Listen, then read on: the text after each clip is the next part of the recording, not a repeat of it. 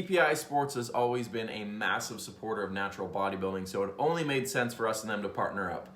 This episode of the podcast is brought to you by BPI Sports, and if you want to support them and us, use code Natty News Daily at checkout for some exclusive discounts off any of your orders. Enjoy the episode. What's happening, people? Welcome to another episode of Natty News Daily. I feel like this is a special episode because I'm back on. He's alive. I'm alive. For those that may be new to Natty News Daily or haven't been watching the podcast recently, I've been MIA because I've been competing the last 3 weeks in a row. Actually, we've been hitting the stage, but this week I got a little week off because I don't compete till next weekend. So the boys and I were just talking about how things are going. So I figured we might as well just touch on it real quick before we dive into the episode. So the last 3 weeks have been peak weeks back to back. We've done 3 different methods of peaking, and I won't go into that during this episode because we could probably talk about that for half an hour. But this week we are doing a bit of a recharge week. So I come off stage on Saturday, and Boss Man was like, his exact words are you comfortable doing a free but responsible meal tonight? Which was nice because the last 3 weeks, because we've had back-to-back shows, we haven't really had a whole lot of freedom. Cliff's given me macros to follow for the rest of the day, but I've been able to go out for dinner every night after the show, which has been nice. But we've just steak, baked potato, veggies. I request no oil, like cooking oil for the vegetables. So keeping it very much still in control. But obviously going out for dinner has been nice, but obviously having a full-on free meal. Did you see a donut, one of those massive cookies? Yeah. So locally there's a company called Kai Cookies, and she's one of those gourmet One of those ones cookies that you can break up and they're just yeah insane look. Yeah, they're real good. So when I was on the phone with Cliff and he said the free meal, I was like, okay, so like burger and fries you're cool with? And he's like, yeah, man, like go for it. You know, if you want a little appetizer, by all means go for it. And I was like, well, man, there's these gourmet cookies here at the show. And obviously with Easter, there's a mini egg special one right now for Easter. And I'm a bit of a mini egg fan. So he was like, yeah, man, go for it. So I had one of the mini eggs and then original chocolate chunk. And then honestly, like I was very surprised with my control with regards to that. You know, for myself post show, it's rarely ever pretty. I'm not one that likes to tiptoe around like gaining half a pound a week. Like that's not me. I want to get back to enjoying myself and living a normal life. But I probably took almost half an hour to eat those 2 cookies on the drive home.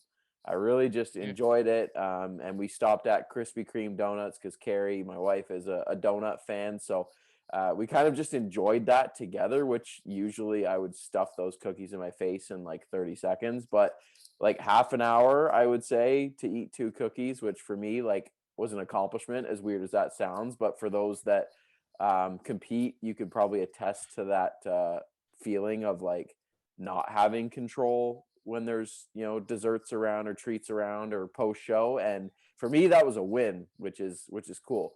I think it's more psychological than physiological, actually. Because I noticed like I was able to manage my hunger and stuff like up until like my last show, and then it was just like after that it was just like I was even because Josh had me, I don't know if I've told you this, Josh had me rating my hunger like every week, and leading up to the show it was like 3s and 4s. I'm talking like up to like Mr. America, like my first show, like 3s and 4s, and like when I'm dieting, and then after the show when I'm eating like 3 times as much food, I'm rating it at 7s, 8s. It's like, it's funny this week because my like the end is near.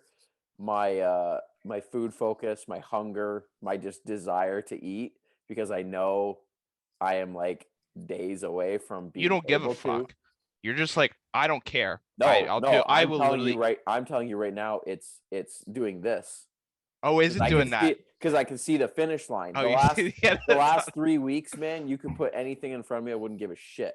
But now that I can see the end, it's like, and part of it is because we ramped up food I'm hungry, and I've been training this week. That's the other thing, is the last 3 weeks my training's been like very much like moderated because we didn't want to like go into the show feeling beat.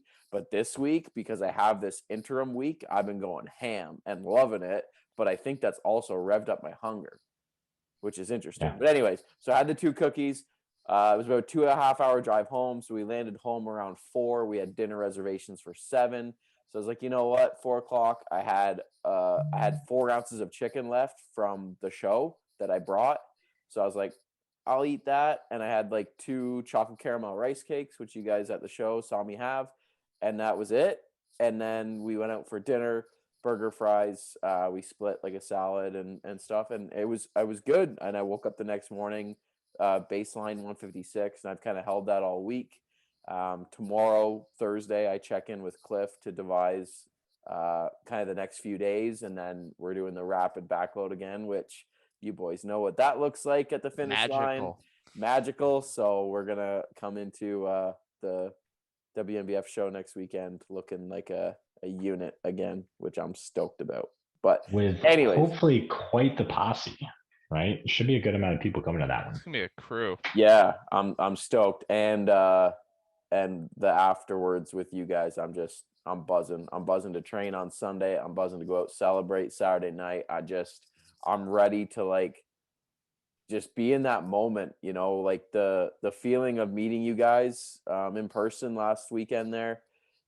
It was honestly like surreal. It was right up there with the show itself as far as like, wow, this is special right now. And, you know, obviously we couldn't do anything afterwards because I had another competition, but this coming weekend, next weekend, I guess, you know, I'm just ready to be in that moment. Right. So I said to Carrie, I said, you know, there's these moments, you know, Dan giving me that sweater, that was a moment. And just to be able to be like, you know, get off stage with you guys and celebrate. Spend some time. Yeah, man. And just like, let go, you know, I've been in this prep mode now for north of 6 months. And, you know, we are like tomorrow, I'm single digits away from that being done. And I know those listening is going to sound like super weird. Like, oh, you sound super excited about that and all this kind of stuff. And in a way I am, because I transitioned to a new phase, not only in my bodybuilding career, but life. We kick off house renos, like, you know, Carrie and I are transitioning phases, and that's something that would be a good podcast episode to talk about. But just letting go of the, you know, the bodybuilding shackles, you know, I think that's the best way to describe it. And I don't mean that in a negative tone, but just you constantly have this pressure on your shoulders with regard, like I always explain to people, you are always troubleshooting all day long, food, sleep, training, blah, blah, blah. And when I step off stage on the 23rd, that all goes away. And it'll, and then it's not like, I don't know, you know, James nodding his head, you know exactly what I'm talking about, but it's just like, you know, all right, I can just be Leroy for a little bit. I don't have to be Leroy the bodybuilder. I think that's exactly what I mean. That's exactly what I mean. Yeah. I mean, that's a perfect transition into the topic, right? Like, yep. The off season. And I think Dan and my what's the word I'm looking for? Dan and myself did things very differently because we both competed this past year, right? Where Dan is still like very locked in. Like when he came to visit me, he's like weighing things out. Like it's still like super like meticulous, and I love him for it. Yeah.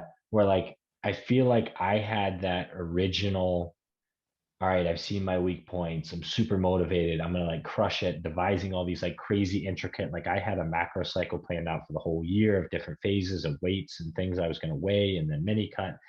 And then it was like, like I got life. Screw it. Yeah. Like I made it like 6-7 weeks. And then I was like, now like I got family, you know, the kids growing, I got, you know, new business ventures, you know, new career, not new career, but like new location where I'm working.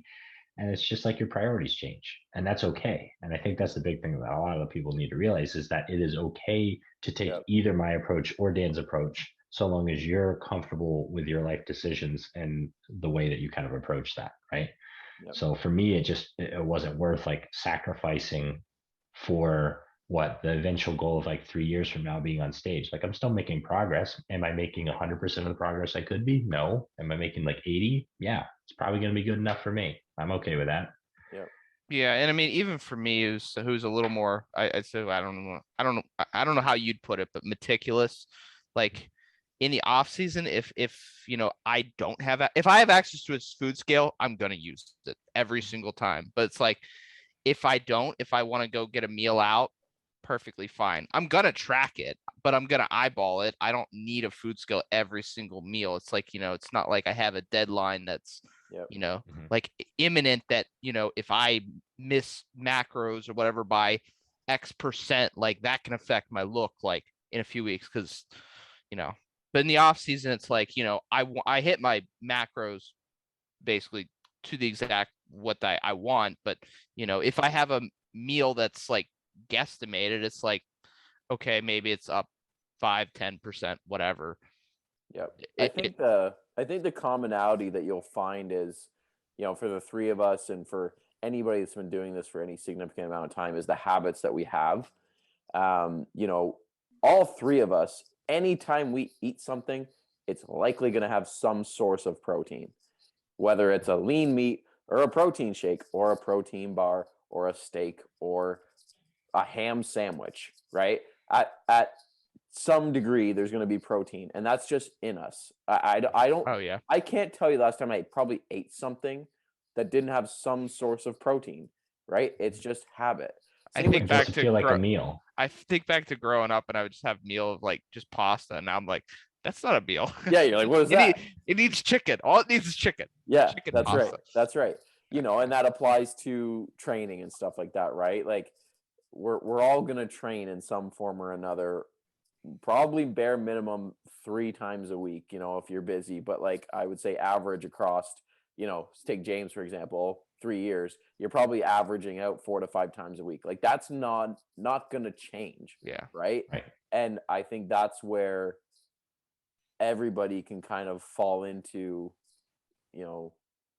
the same degree, right? Like we're like these habits that we've built over, I've been now bodybuilding as far as like a lifestyle goes, where I've been conscious of my food. I've been training for, building muscle specifically now basically a decade. Like my this is what I do now, right? My way of being. Or if Carrie and I are going to go out for a day, like I'm going to pack a lunch bag, but maybe one of my meals is rice cakes and a protein shake. Maybe one of those meals is an apple and a couple pepperettes, right? Protein, and then I fill it in, and if I can eat a whole meal in the morning, and then when we come home in the evening have a whole meal. But like the habits are still there. I probably got up early to train that day too, because I still train, you know what I mean? And that's where the off season has that flexibility. Obviously on prep it's way more extreme, but this is something that Dan and I messaged about beforehand. But I'm one that I think people overcomplicate it. And then, Dan kind of pitched back and said, well, maybe people undershoot it. So I'll give you the floor on that, Dan. What do you mean by that? Maybe people don't put as much effort or thought into the off season. Yeah. So, and it kind of gets back into like, you talked about habits and routine. And I think that's the best thing to rely on. I think a lot of people try to rely on this like hyper motivated state to just get them through things, which it's easy, or not easy, but much easier in a prep to do that. But sure. People like, oh, I'm in prep, I'm going to do this, this, and this. It's like, okay, well, why don't you do that when you're actually building muscle too in the off season too? Like apply the same level of diligence and consistency. And the funny thing is I realized, like, well, James, you and I talked kind of about like after the Leroy show, like, are you feeling motivated to compete? And we touched on that. But I also realized, because I took a couple of days off of training, which is really weird for me. And I know a lot of people will mention like they'll go to a show and they'll feel hyper motivated to train. Literally, I felt like weird on like the next training session. It's like, I haven't been training for 2 days. This is really weird. Like my training schedule is slightly shuffled. I hadn't shuffled my training schedule in I think 4 years, something like that. So, and it was weird to train. It's like that, those habits and routine are kind of what does the job for me, not some sort of like gung ho, like, motivation and shit that, you can use it in short bursts in training periodically. it can come in handy periodically, but if you're going to rely on that, yeah. But in regards to like, how you treat the off season, I think a lot of people are like, oh, well, it's off season. I can do this or this, and I can skip this meal, or I can do that. I can go to bed like 3 hours later, which for me, I tend to not do that. If you do that periodically, okay, but it can become a habit though. It's like you allow yourself to slip a little bit here, and then you give yourself, you do it again, and then you continually do it day after day, and all of a sudden your habits have shifted to now you're sleeping 4 hours a night, skipping training sessions, skipping meals. Don't come at me like that. Yeah. I mean, it does come down to like priorities though. But it's like, some people that talk a big game about, oh my God, I'm a bodybuilder, I'm so committed, and then you look at what they do. It's like, man. Yeah, you're drinking every weekend, bro. Man, get over yourself, bro.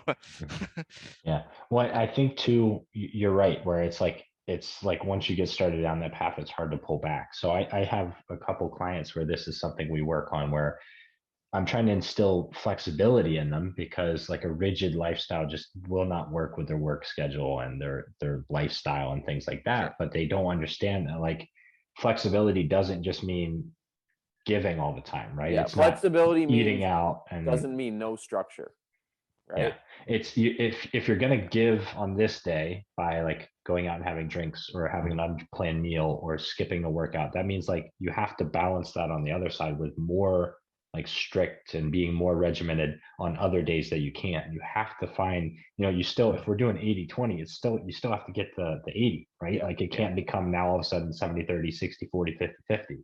Like you have to, it's both sides, and people don't see that. Yep. There's some sacrifice even in a flexible approach that you have to have. Yeah, and it's probably pretty individual too. Like for me, I'm just very, very task oriented. And if you give me a task to do, I'm going to do it like 100%. Like 90% does not work well for me. Like it bugs me. So it's like I'm either going to do it 0 or 100. So I'm a little different in that regard. But yeah, I completely agree with that, James. Yeah, absolutely. And then Leroy, what's your take? Sense? You were kind of Leroy, kind of where I'm coming from on that. I got you. I think yours might be kind of a separate topic with overcomplicating things, but I think that's probably more problematic in prep, but it's kind of a problem systemically, as we're seeing. I think for me, honestly, it's people overcomplicating how bodybuilding is done. And I mean, the simple fact is, and this is going to be probably addressed to more of the younger crowd, the audience that's getting into lifting. I was speaking with a guy that competed at the OCB show that I did, and he messaged me, 18-year-old young men's physique kid, and he was inquiring about coaching and all this stuff, and I said minimum I would take 2 to 3 years and just dedicate that to growing. And he's asking me all these questions and blah blah blah with food structure and macros and all this kind of stuff, and it was just 100 questions, and I was like, man, we just need you to eat a lot and train hard for like 3 years straight.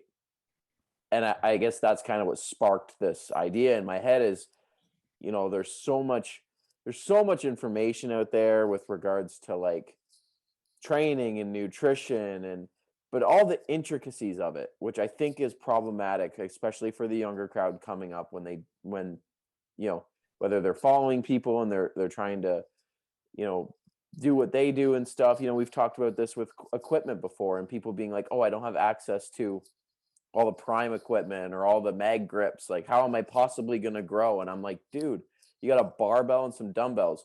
You could build 90% of the muscle you'll probably ever build with that.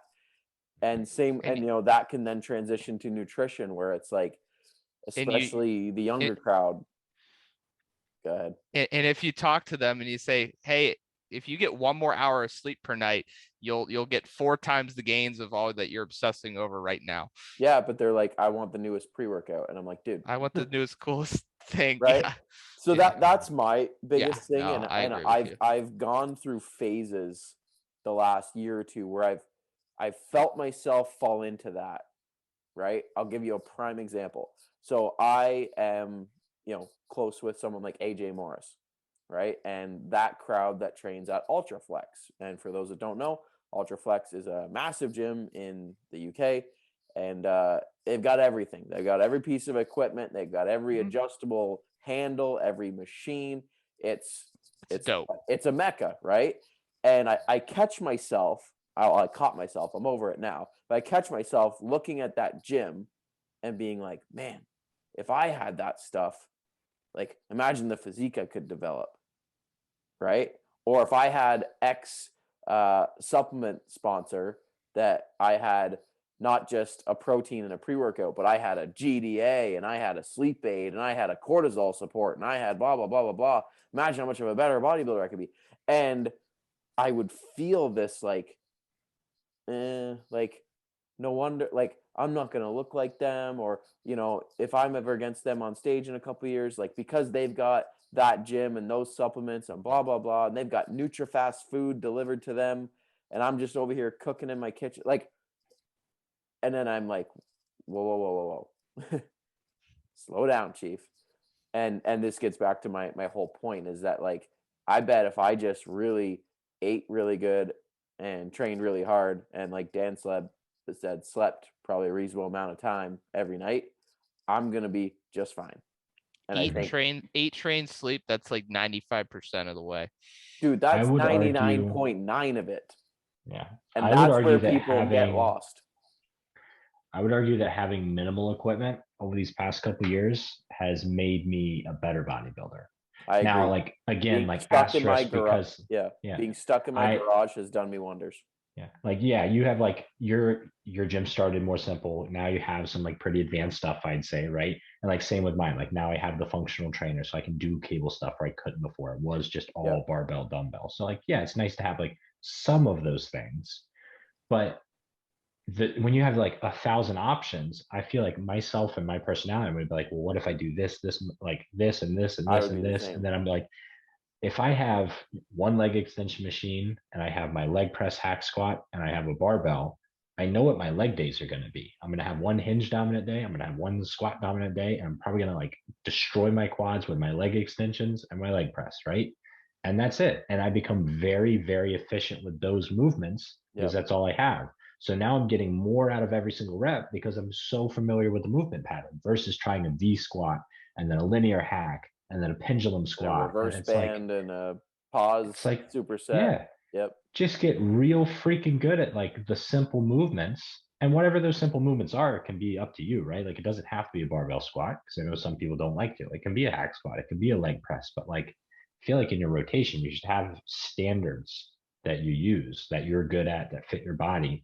And I think to me, like, yeah, being in the garage with like my simple couple pieces of equipment, I've gotten so much better as a bodybuilder. And I mean, this is one of the problems with like the social media age, right? Is now like, the guys that are in our age category, right? Like late 20s, maybe early 30s, that have access to all this stuff. Then they're getting all these younger audience that's, observing this and then getting caught up in these ideas that maybe they don't have enough or they don't have access, and how could they possibly get results? Whereas, and this is the magic sauce. they have all the secrets. Whereas, like for me, anyways, I idolize and look up to the guys that do what I'm able to do and have built these world champion physiques, right? Like I look at your Doug Millers and your Brian Whitakers and your Brett Freemans and your Ben Howards that like base it off of the minimal, and I'm like, okay, let's recalibrate these thoughts a little bit. They didn't have any of this shit. Arguably, they had less than what I do right now, probably on a consistent basis, and they turned out just fine, winning world titles, winning pro shows, developed these insane physiques. And coming back to my original point is just the simplification of the process of what is bodybuilding, not even the off season, not even prep, but just the process of building your physique is, I can't remember who this quote was, but it was like, bodybuilding is hard, but it's not complicated. And I think that is my thesis towards this whole thing. I don't know. Dr. Leroy, Dr. Rollins. That's right. Yeah. Well, who did we interview recently? They said it was either Cliff or Nick or someone. They said, hypertrophy is forgiving, right? Like, okay, you don't have that machine, all right?